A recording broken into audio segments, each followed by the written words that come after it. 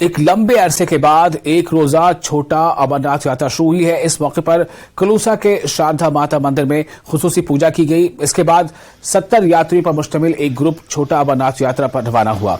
यात्रियों के इस ग्रुप में 55 मर्द और 15 ख्वातीन शामिल हैं। यात्रा के लिए इंतजामिया की जानिब से माकूल इंतजाम किए गए हैं। यात्री 2 बसों के जरिए अरंदरपुरा पहुंचेंगे और बाद में यात्री 8 किलोमीटर का ट्रैक पैदल तय करके छोटा अमरनाथ का दर्शन करेंगे। यात्रियों का कहना था कि इनकी ख्वाहिश है कि ये यात्रा 90 की दहाई से पहले की तरह हर साल हो।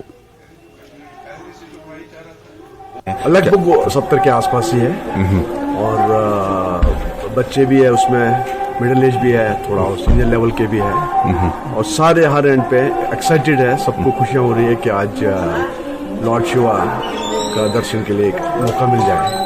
अच्छा, ये बताइए कि आज कुछ क्या खास प्रार्थना यहाँ पर की जाएगी? वहाँ पे बस यही चाहते हैं कि अमन शांति अपनी कंट्री की भलाई और सबको खुशियाँ मिल जाए।